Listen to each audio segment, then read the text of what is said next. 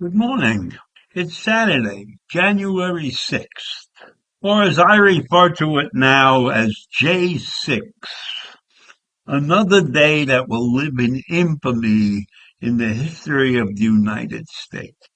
And I'm sure that many of you remember exactly what you were doing 3 years ago on this day, when we were supposed to watch the peaceful transfer of president the peaceful transfer from one president to another. But that did not happen on that day. And Mike Pence, who was a hero on that day, has virtually disappeared from the public sector. And I'm surprised by that because I would have thought with what he did that day, that he would have been a lock for the presidential nomination this year. But that's not the way it is. That's not the way it is. The villain in that piece is leading the nation in the presidential run in 2024. And I find that to be ridiculous.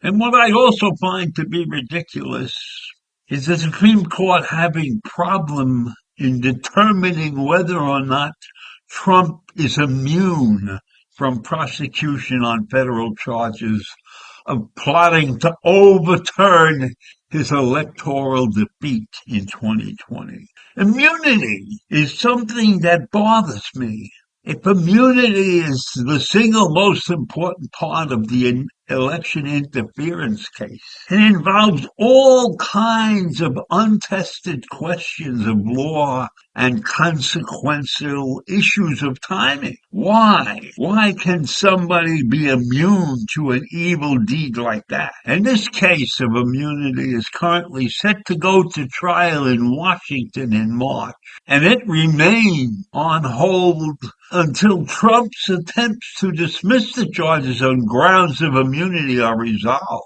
Immunity is a word. It's a terrible word when you think about it. It allows you to do things and get away with everything, probably everything short of murder, and I'm not even so sure that that would not be considered a case for immunity either. So here we are on the verge of the next big election. We have a villainous ex-president with 4 different court cases and criminal activities and civil suits in the state of New York, and yet he's leading in the poll. And he's not squeaking by, he's leading with a huge majority.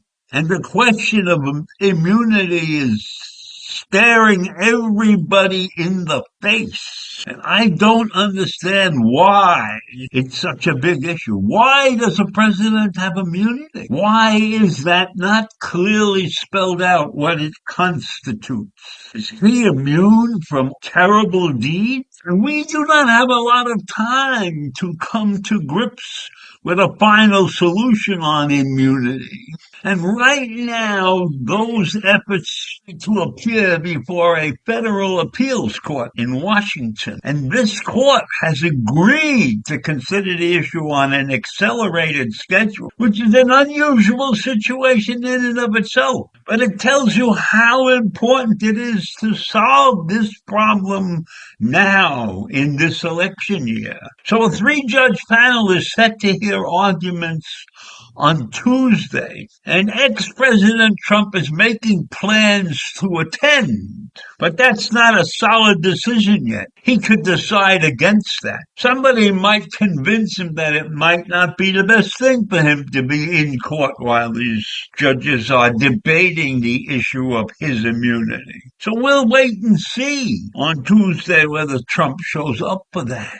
But nevertheless, this immunity appeal is legally significant because it centers on the question that has never before been asked. And if it's been asked or thought about, it's never truly been answered properly. So now we have a deed that occurred on J6, a day that will certainly live in infamy, just as December 7th, 1941 did. So the issue is, can a president be held criminally liable for things he did in office? Now, if we have a clause that calls on immunity, don't you think there ought to be a set of rules? Now, I recognize the fact that a set of rules for what would create an immune situation for many different things that could happen. But if you have a major crime like an insurrection, then the question of immunity should not even be raised. But it's a tricky situation because not everybody agrees that President Trump's actions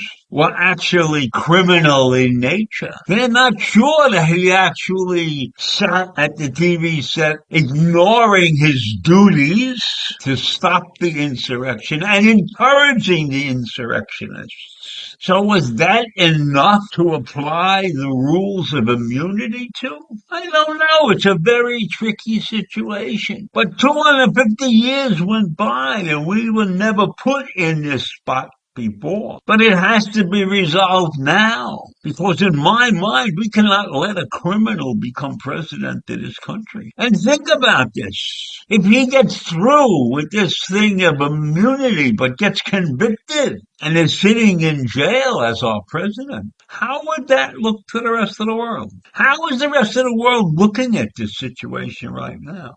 How are 45% of the population still on President Trump's side? And I think all of that rests on the definition and the precedents associated with the word immunity. I don't believe in immunity, and maybe that's the problem. Maybe that's the problem. There is no clear 100% definition of immunity with respect to the duties of the president. So I leave you with that this morning. J6. Another day of infamy. And immunity, a word that defies definition. Take care. Bye.